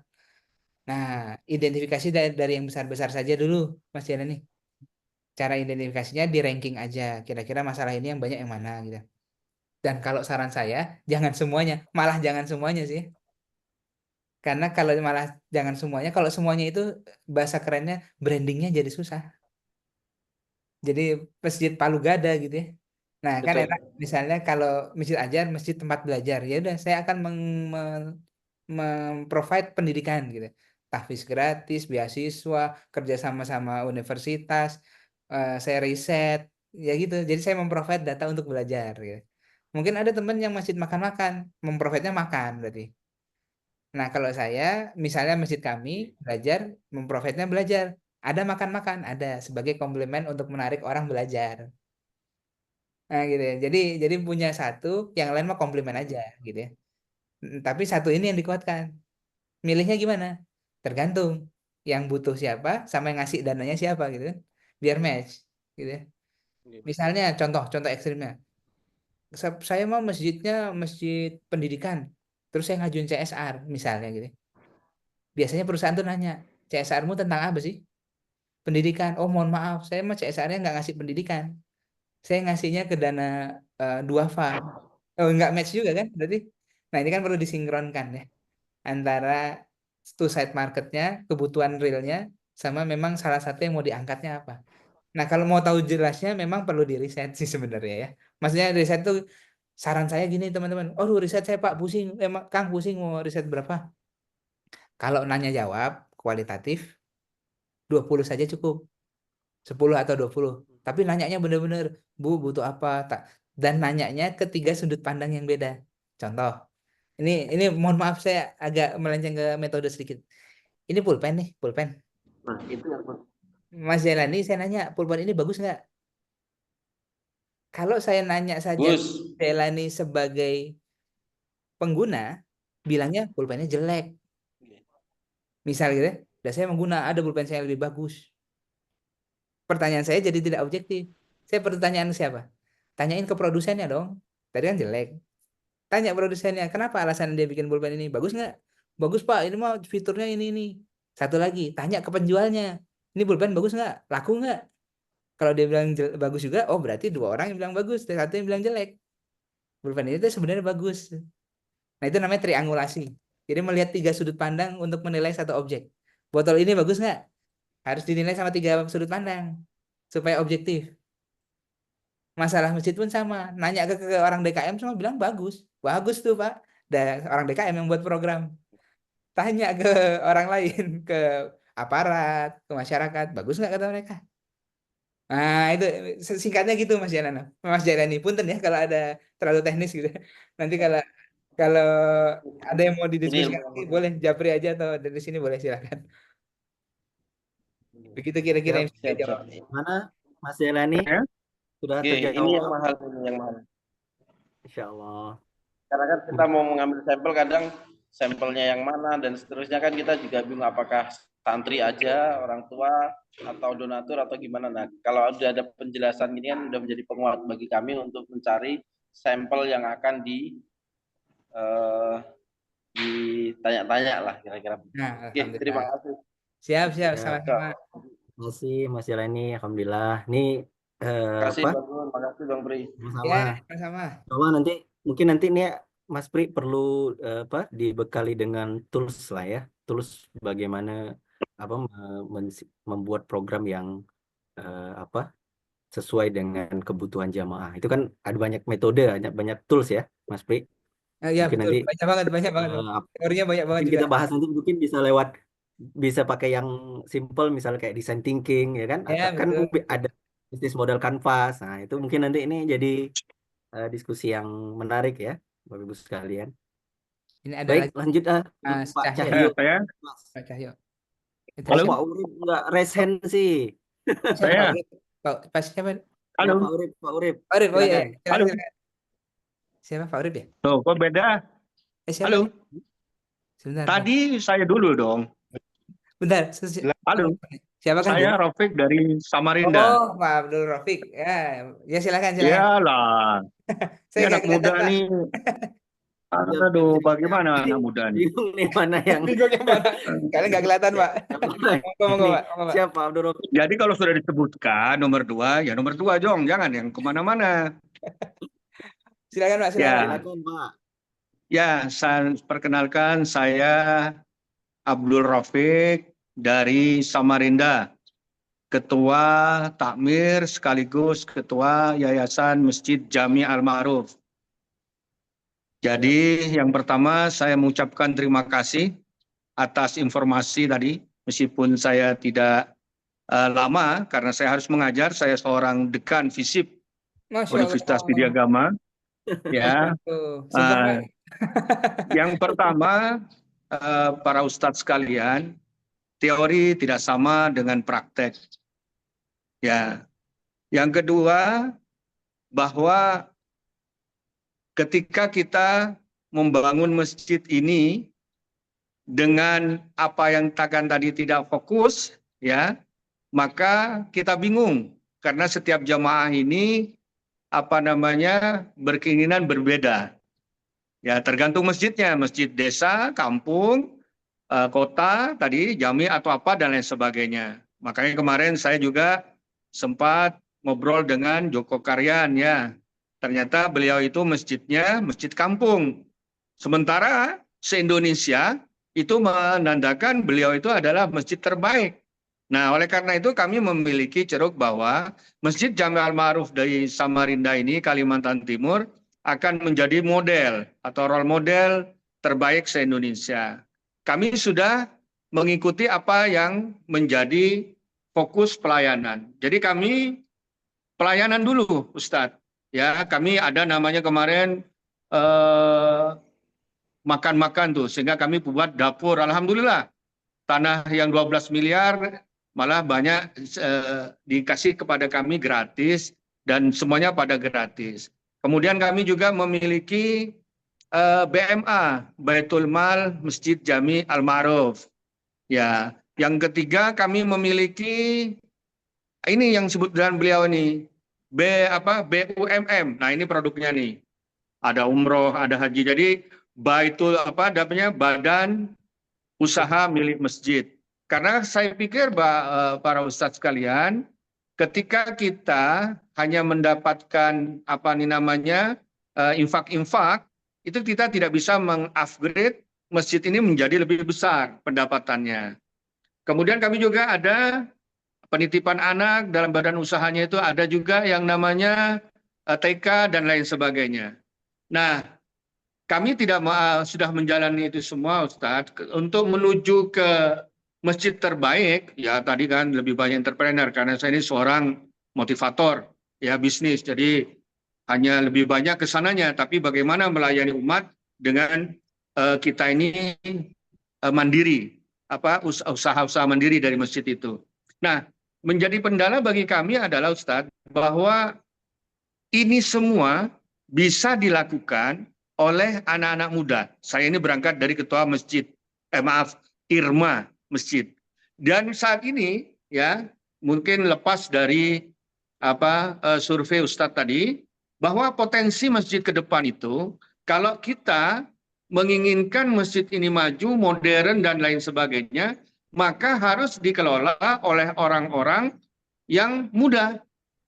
Nah, untuk menjadi pengurus masjid yang profesional dari IRMA ini perlu para ustadz ini mensupport bagaimana kemasjidan dan lain sebagainya kepada mereka-mereka. Sehingga nantinya ketika mereka itu sudah menjadi ketua masjid, itu tidak susah, Ustadz. Saya tidak juga terlalu muda, tapi juga terlalu tua. Ya, saya boleh dikatakan hampir tidak pantas di umum saya sebagai ketua ketua Masjid Jami Al-Ma'ruf. Kenapa? Pandangan mereka saya masih muda. Ya kan, pandangan anak muda saya sudah tua. Nah, oleh karena itu Ustadz, sebenarnya yang ingin kami menjadikan model itu adalah bagaimana para pemuda ini menjadi penggerak masjid, regenerasi kami. Yang menjadi persoalan adalah belum ada teman-teman atau para ustadz ini menjadikan masjid-masjid itu sebagai role model bagaimana pemuda ini berkiprah kepada kemasjidan. Nah, sebagai yang terakhir, ya, ini pertanyaan saya tadi tentang pemuda. Yang terakhir, Ustadz, mudah-mudahan para ustadz yang memiliki ilmu tadi, ya, bisa berkunjung ke Samarinda. Ya, kami akan fasilitasi. Ya, Masya Allah. karena visi kami menjadi yang terbaik, Ustadz, boleh kami berkegiatan di Samarinda. Apa sih modelnya? Ya, nanti kami akan sampaikan ke tim kami dan kebetulan di sini banyak tim kami Ustadz yang ikut nih. Saya di Japri aja, tolong ketua katanya. Ikut boleh. Dan Masya saya mohon izin Ustadz karena saya harus mengajar di pemerintah kota ya. Saya seorang dosen, saya mohon izin, tapi nanti akan dilanjutkan dengan teman-teman sekalian nih. Ada Mas Roni, Bendahara Umum, ada Masya dari Allah. BMA dan lain sebagainya. Terima kasih Ustadz masukannya dan kami mohon dibantu agar kami bisa melayani masyarakat ini dengan sangat memuaskan. Mudah-mudahan jalan kami, keluarga dan para jamaah untuk masuk ke sorga dan Iya, Pak. mudah-mudahan kita Amin. terus melayani umat melalui kemesjidan ini. Mohon maaf jika ada kekurangannya Ustadz. Assalamualaikum warahmatullahi wabarakatuh. Salam kenal untuk semuanya. Makasih Waalaikumsalam banyak warahmatullahi Pak wabarakatuh. Terima Abdul kasih banyak Rafiq. Pak Dokter Jazakallah. Abdul Rafiq. Wah, Pak Dokter ini. Aduh, punten Pak. Kalau izin Pak menyampaikan sedikit ilmu. Waduh, ini pasti sepak terjangnya luar biasa. Saya tadi googling sedikit, Masya Allah. Saya butuh banyak belajar ke Samarinda nih, Bang Gun. Ya, Eh, mudah-mudahan bisa silaturahim Pak Dr. Abdul i- Rafiq. Iya, Masya Allah. Terima kasih tadi atas tanggapan dan mungkin kalau saya bilang malah ilmunya gitu saya nyatet lumayan banyak nih Pak Dokter. Tadi barusan saya nyatet. Alhamdulillah tadi ada pertama yang digarisbawahi pelayanan. Yang kedua tadi sumber daya manusia. Jadi kalau izin Pak Dokter, kami riset ini sebenarnya ada yang berkaitan tentang sumber daya, gitu ya. Nanti kita jabarkan di versi ketiga atau keempat saya agak lupa. Di volume 3 atau 4 memang sudah ada sebenarnya. Dan di situ ada sangkutannya terkait sumber daya. Tapi yang saya tadi eh, tertarik Pak Dokter berkaitan dengan pemuda. Nah, ini memang perlu riset mendalam bagaimana menggerakkan atau menarik anak muda ini gitu ya supaya engagementnya bahasa engagementnya itu lebih baik terhadap masjid. Nah memang kita belum punya data ini nih. Saya jadi terinspirasi juga nih. Oh ya berarti riset pemuda ini eh, perlu dilakukan ya urgensi karena tadi berkaitan sama riset yang awal yang datang itu 29 sampai 35. Nah, ini relevan juga nih. Berarti kan harus ada riset lanjutan tentang pemuda. Nah, barangkali nanti bisa berduet dengan Masjidnya Pak Dokter di Samarinda. Insya Allah kita dengan senang hati nanti bersilaturahmi dan bersinergi kolaborasi riset Pak Dokter. Saya dengan senang hati insya Allah. Ustadz Gun, Bang Gun, mungkin ada yang mau ditanggapi? Insyaallah. Eh, ini tadi saya sambil googling juga nih Pak masjidnya Pak. Masya Masya Allah. Allah, masjidnya bagus sekali nih. Dan saya udah pernah ke sana Pak. Oh, waduh. Pengurus yang 2020, lama, belum saya. 2022 Pak. Masih udah Bapak belum? 2022 belum saya. Oh, saya ke sana Pak 2022 atau 2023 saya lupa gitu ke Oh, sana. 23 benar, kayak saya sudah. Heeh. Nah, karena di sana kan ada apa? Jalan Samarinda ya Pak. Oh, betul. Oh, jangan-jangan Ya, beli anu. Ya, benar Ustaz. Ini Ustaz saya anu ya. pernah sharing Pak. Oh iya benar, astagfirullah. Anu, bermuda ya, tambah muda. Saya agak ini, ya Masya benar-benar. Allah. Karena Masjid Munjala ini menjadi model apa Jadi kami dari apa ya Pontianak ya. Benar-benar Ustaz, benar Ustaz. ini Ya. nih saya cari foto-fotonya nih ada nih kayaknya. Masjid Enterprise itu mau jalan, Pak.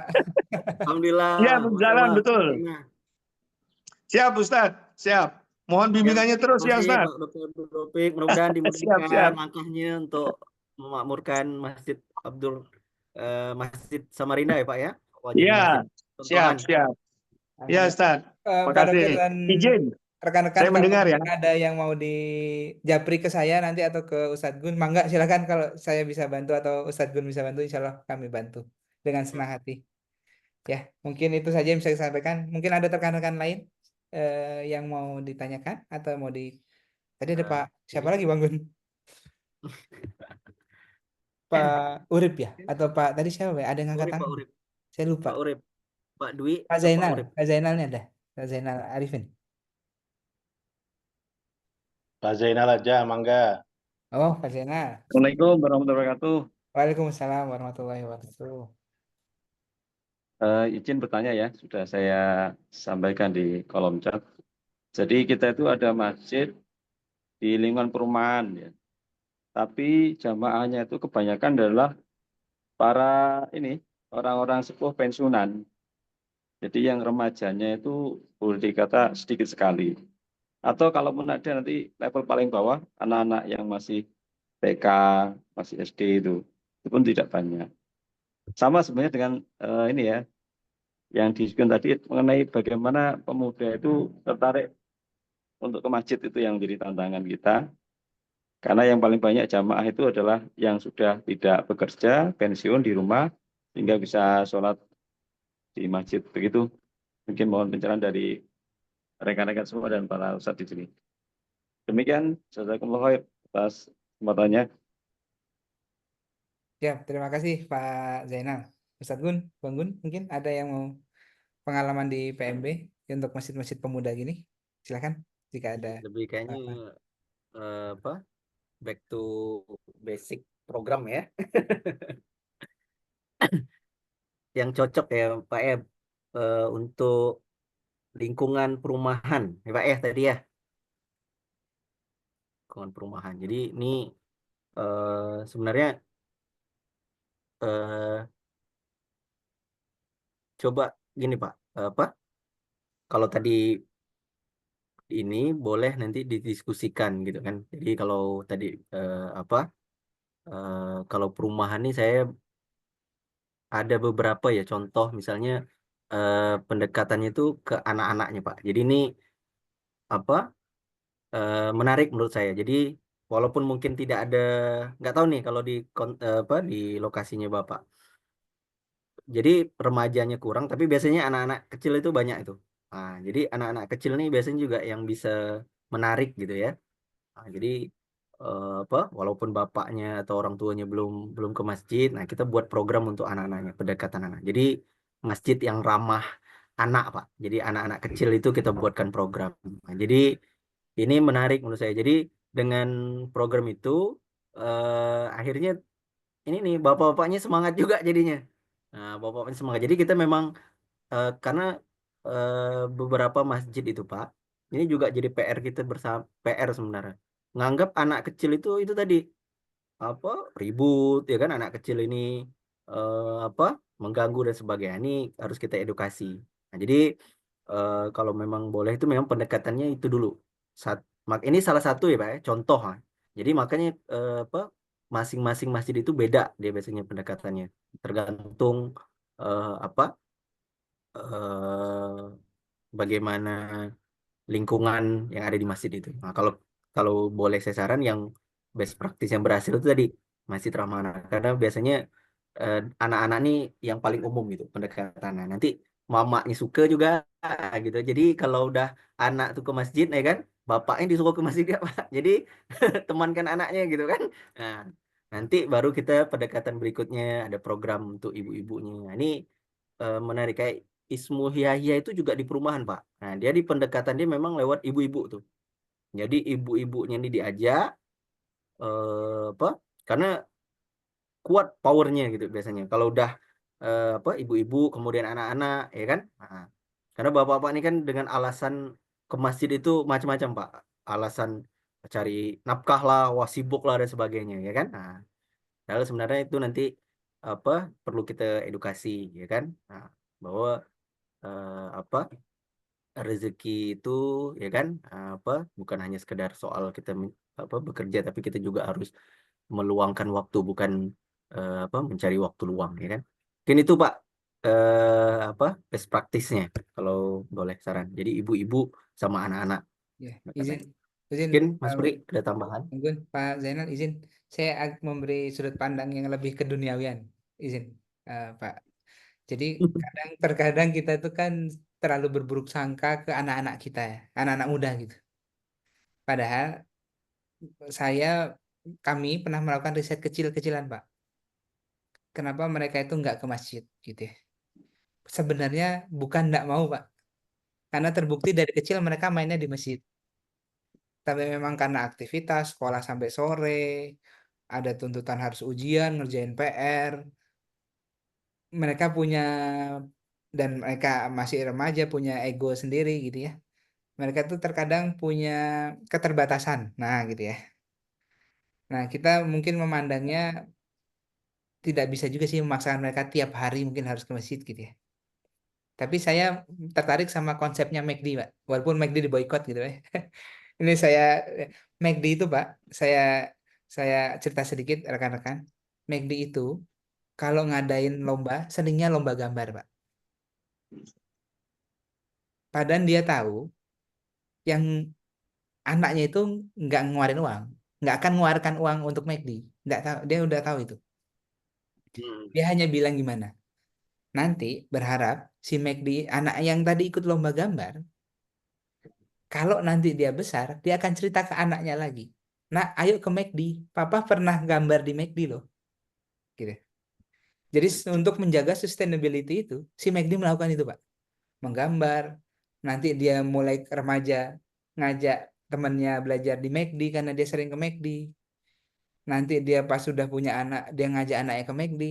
Nah, kalau saya masih mengikut konsep yang cukup meyakini bahwa itu anak-anak yang kecilnya ke masjid, remajanya, nanti dia udah nikahnya, pasti ingat ke masjid dan pasti mendorong anaknya ke masjid. Jadi investasi jangka panjang. Jadi kalau di perusahaan ada long term investment, ini ya ini long term investment. Kalau yang short term investment itu power of emak-emak, Pak. Nah, itu yang short termnya menggeser emak-emak. Nah, kalau saya. Jadi kalau dibilang dari investment ada dua kalau di masjid kita mungkin baginya. Long termnya memang harus memoles anak-anak dan saya yakin anak-anak ini nanti kalau remaja pasti ingat masjid sebenarnya. Karena dia dibilang, dulu papa pernah nyali raron di masjid loh gitu. Papa pernah nangkap kumbang tuh di masjid gitu. Dibanding saya papa tuh pernah nangkap kodok di lapangan kan enggak gitu ya. Nanti akan ngajaknya gimana? Anak-anak ayo kita ke masjid yuk. Di sana dulu papa mainnya di masjid loh. Main bolanya di masjid aja nggak apa-apa. Nah gitu ya. Nanti mak-mak ini yang mendorong Pak, mendaya dorong lagi short term. Pak, ayo ke masjid ada kajian ustadz siapa gitu. Nah, ayo ke masjid temenin mama. Nah, jadi mungkin kalau bisa dipandang ini jangan khawatir kalau anak-anak saja yang datang ke masjid, Pak. Karena memang anak-anak saja itu akan long term investment gitu. Mungkin tidak tidak tahun ini tapi tahun kapan gitu. Nah, kita benar power of mak-mak ini perlu dipoles gimana supaya mak-mak ini bisa meluluhkan hati.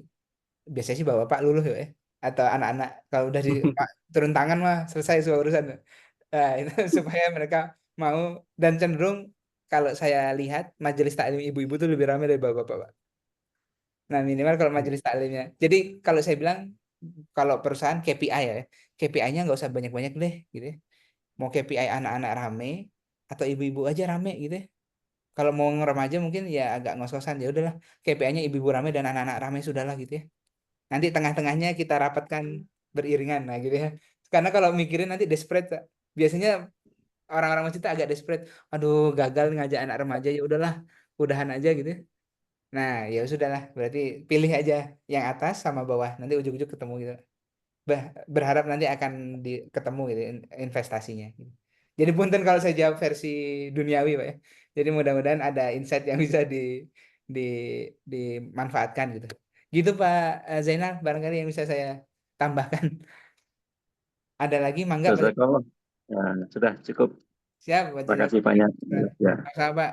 Mangga sampai jam berapa Bang? Bentar lagi ya. Sebelum biasanya Kayaknya 10.45 gitu. Satu lagi ya, mungkin dari Pak Cahyo, mangga silahkan. silakan.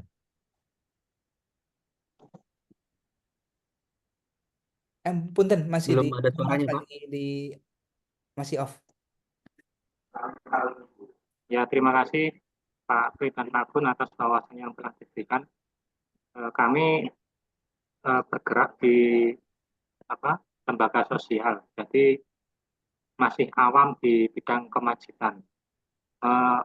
Tapi kami tertarik untuk melakukan gerakan di kemajikan yang mana itu sudah dicontohkan oleh Rasulullah Muhammad SAW itu dibangun peradaban melalui masjid. Sedangkan di Indonesia sendiri itu pra kemerdekaan itu kalau menurut saya itu di kepesantrenan itu jadi peradabannya di situ untuk pra kemerdekaan di Indonesia. Dan yang mau saya tanyakan bagaimana peran pemerintah dalam kemakmuran kemasjidan itu menurut hasil riset dan kajian ilmiah dari Nosek atau Masjid Universitas itu seperti apa? Supaya apa? Ya tadi ya, dapat masukan juga untuk apa? Kita lebih cenderung kemana? Jangan ke makan-makan atau kesehatan atau apa itu saja dimaksudkan. Mungkin itu pertanyaan saya untuk Pak Tri atau Pak Gun. Terima kasih. Baik. Peran pemerintah ya. Ya. Mungkin Mas Pri ada Sedikit, membaca atau ini. sedikit baca ya. Ya terima kasih Bagun. Mungkin kalau saya kami di sini eh, belum saatnya mengkritisi pemerintah sebenarnya gitu ya. Karena kami pun bermitra dan belajar juga dari pemerintah. Tapi kalau bisa saya bilang gini, semakin ke sana ya. Semakin ke sini itu sebenarnya pemerintah tuh sudah mulai aware dengan posisi masjid, intinya itu. Mungkin bisa tetap harus diakui itu gitu ya. Karena ada penguatan DMI, penguatan institusi kelembagaan di Depak gitu ya. Nah, mungkin ada paradigma pemerintah ini nggak ngapa-ngapain gitu ya. Tapi menurut saya, ini opini saya, mungkin Bangun nanti bisa. Menurut saya bukan nggak ngapa-ngapain, tapi karena terlalu banyak yang harus diapa-apain, jadi yang diapain itu tidak terlalu terasa apainnya gitu ya. Jadi terlalu banyak harus dibenerin. Pemerintah tuh ada misal contoh DMI itu kalau kalau nggak salah, seingat saya, dia mensupport untuk pembenahan fasilitas, sound system dan lain-lain, gitu ya. Ya memang datanya banyak masjid-masjid yang kekurangan hal tersebut. Tapi kalau dipandang masjid yang sudah bagus, intervensi pemerintah ini nggak ada rasanya dan masjidnya sudah bagus, gitu ya. Nah, jadi dia ada prioritas. Nah, untuk program pun sama sebenarnya kalau saya bilang sudah mulai memang pernah ada apa namanya prioritas program pendidikan, ekonomi, sosial gitu ya. Itu kalau mau mengikuti bisa mengacu ke sana. Kenapa? Karena program prioritas pemerintah biasanya hibahnya pun cukup banyak karena jadi prioritas. Contohnya pendidikan gitu ya. Contohnya kan beasiswa-beasiswa itu banyak sekali gitu ya. Kalau minta masjid punya institusi pendidikan, minta beasiswa, nah itu banyak bisa turun banyak gitu ya. Bahkan mungkin bisa request gitu ya, bisa request lah bahasanya gitu ya. Pelatihan itu bisa. Tapi memang kalau sifatnya dia langsung misalnya masjid makan-makan minta uang untuk makan-makan, kayaknya pemerintah nggak ada dana untuk itu gitu, dana khusus untuk melakukan hal itu gitu ya. Yang bisa di adjust adalah mungkin dana sosial masuknya. Jadi program-program sosial gitu ya. Nah, kalau disuruh milih yang mana? Pilih salah satu aja. Kalau kami gitu ya. Kami lihat dari mana yang paling pokok saja gitu ya. Ya, misalnya belum ada nih masjid kesehatan gitu. Jadi konsentrasinya untuk menyehatkan umat aja. Bekam misalnya gitu ya. Nanti berarti bermitranya jelas dengan Departemen Kesehatan, dengan institusi kesehatan gitu ya. Atau masjid pendidikan kayak kami. Kami bermitranya jelas dengan Departemen Kebudayaan, dengan keagamaan tapi yang levelnya MA, MTS, MI dan lain-lain gitu ya. Nah, untuk memilah jalur pemerintahan mana yang perlu dirangkul sih sebenarnya, Pak Mas Cahyo. Jadi dan itu nanti bergantung pada kebutuhan wilayahnya gitu ya. Soalnya kalau misal, oh wilayah saya banyak banget pendidikan. Kalau bikin itu ya supportnya kecil karena akan lari ke yang sudah existing gitu ya. Jadi itu perlu dipertimbangkan juga. Jadi apa namanya niche marketnya lah ya kalau bahasa bisnisnya lah ya. Nah, tapi kalau masih bingung, kita lari lagi ke konsepnya Bangun yang Masjid Munzalan. Karena ada 4 pilar tadi, Bangun. Nah, itu nanti Bangun yang jelaskan. Mungkin bisa larinya pilih salah satu pilarnya saja dulu. Gitu ya. Paling gitu, Mas Cahyo. Nanti kalau ada lagi pertanyaan boleh. Mungkin Bangun bisa nambahkan. Siap, nambahin dikit Mas Cahyo. Jadi eh, apa ya? Memang di Indonesia nih masjidnya juga banyak ya, Mas Pri. Jadi kalau memang Ada pemerintah 900.000 Bang ini. mengintervensi atau apa istilahnya mengurus semuanya memang itu tadi ya kan. Nah, kalau di Malaysia itu kan memang dia hanya eh, memang semua masjid itu izin Mas Bri. Jadi memang sudah terdata, artinya peran pemerintah memang optimal di sana karena sudah dibangunkan masjidnya, sudah ada izinnya, maka Hmm. imamnya juga digaji, Diizin. kemudian Ya, takmir yang ngurus, kemudian yang tausiah atau yang apa itu juga harus punya izin ya kan. Nah, jadi seperti itulah ya. Jadi itu peran ya kan. Nah, kalau di Indonesia mungkin perannya berbeda ya kan. Nah, karena lewat DMI malah di sini lewat apa regulasi yang tidak seperti di Malaysia ya. Nah, tapi di sini kita bisa lebih improvisasi ya kan. Maka kalau ditanya masjid-masjid yang banyak program dan improvisasinya, inovasinya tuh banyak tuh di Indonesia Mas Suri. Kalau di Malaysia nah, mungkin kita lihat ya, memang dia Tata ya. fisiknya bagus. Ya. Rata sama aja itu udah pasti itu. Karpetnya bisa jadi sama, kemudian apa itu udah sholat dan sebagainya. Tinggal tambah-tambah dikit improvisasi. Tapi kalau mereka ke Indonesia, mereka akan kagum dengan programnya. Nah, kita tuh hebat program gitu. Tapi Masya Allah. secara fasilitas dan sebagainya, kadang-kadang ya maka ada istilah gitu tuh masjid kecil gitu, tapi kontribusinya besar gitu ya. Kalau di Malaysia itu masjidnya besar-besar semua gitu kan. Nah, jadi sebenarnya betul kata Mas Pri, sebenarnya pemerintah juga sedang melihat potensi itu gitu. Sebenarnya menurut saya 3 ini Mas Pri, kalau dimaksimalkan, ini luar biasa potensinya. Yang itu juga belum maksimal sebenarnya. Apa itu? Ya tadi masjidnya itu sendiri lewat DMI, yang baru berjalan profesional ini kan Amil ya, lewat Basnasnya, sama yang ketiga BM BWI-nya, Badan Wakaf. Jadi kalau 3 ini sinergi, masjidnya tuh jadi kayak segitiga gitu maksudnya, mungkin jadi bisa model. Jadi masjid harus ada amil yang profesional, sama dia harus juga nazir yang profesional, karena masjid ini dia kalau amil belum tentu punya masjid, nazir belum tentu punya masjid, tapi kalau sudah masjid dia sudah punya 2 ini sebenarnya, dia bisa jadi amil, bisa jadi nazir kan. Itulah hebatnya masjid sebenarnya. Jadi nggak perlu ya udah dengan SK masjid itu Bapak Ibu sebenarnya udah bisa jadi amil dan bisa jadi nazir. Nah, tinggal itu ngurus legalitas saja ya kan. Nah, maka ini menurut saya ini jadi potensi yang besar sebenarnya. Ini tuh Mas Cahyo, kalau kita berharap sama pemerintah mungkin nggak maksimal dari sisi bantuan, tapi dengan keluasan itu sebenarnya udah bagus juga gitu ya.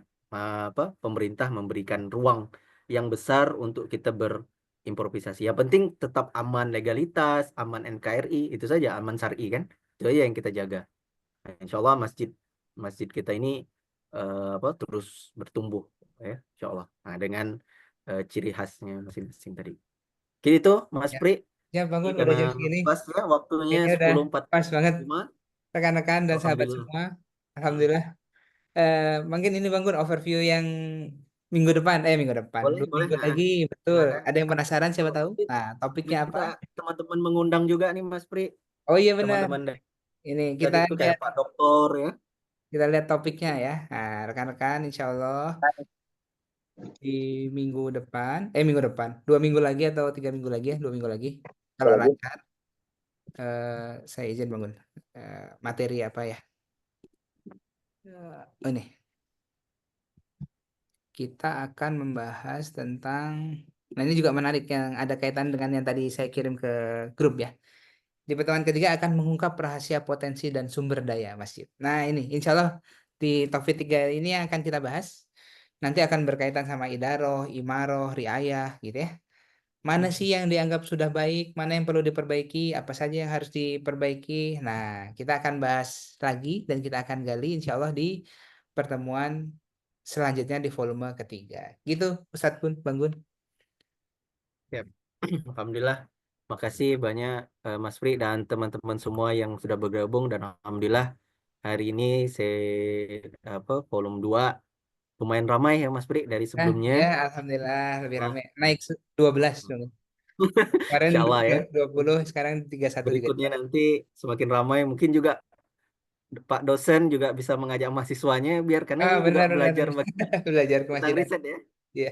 Nah, kalau untuk yang pengurus masjid ini bisa jadi metode ya, apa untuk bagaimana kita melakukan riset di masjid. Nah, insya Allah tadi Mas Pri juga menyampaikan kalau Bapak Ibu pengen kita melakukan kajian atau riset di masjidnya Bapak Ibu, insya Allah kita siap nanti berkolaborasi dan kerjasama sehingga nanti bisa mendapatkan gambaran gitu ya, terkait dengan potensi yang ada di masjid Bapak Ibu sekalian, insya Allah.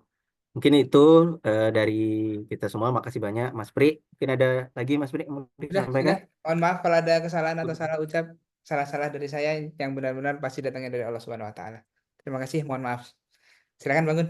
Mangga. Baik. Tentunya ya Allah mudah-mudahan ilmunya berkah, bermanfaat dan jadi amal jariah buat Mas Pri dan tim semua yang terlibat untuk menyelenggarakan kegiatan hari ini. Eh, Insya Allah nanti kita bagikan rekamannya juga ke Bapak Ibu Bahannya yang juga insya Allah dibagi. bahannya juga insya Allah. Demikian Bapak Ibu, kami mohon maaf atas segala kekurangan dari kami. Insya Allah kita jumpa lagi di volume berikutnya untuk cerita masjid. Kita tutup sama-sama pertemuan kita ini dengan membaca hamdalah, alhamdulillahirabbil alamin, dan doa penutup majelis. Subhanakallahumma wa bihamdika, asyhadu an la ilaha illa anta, astaghfiruka wa atubu ilaik. Insyaallah demikian dari saya. Izin untuk menutup dengan mengucapkan hamdalah. Saya tutup. Assalamualaikum warahmatullahi wabarakatuh. Waalaikumsalam. Waalaikumsalam. warahmatullahi wabarakatuh. Jazakumullah khairan kasiran. Hatunun, Bangun. Terima kasih Akang Teteh, sahabat Terima semuanya. kasih Bang Pri, Bang Gun. Terima Ya, kasih. izin Sama-sama. pamit. Kenal.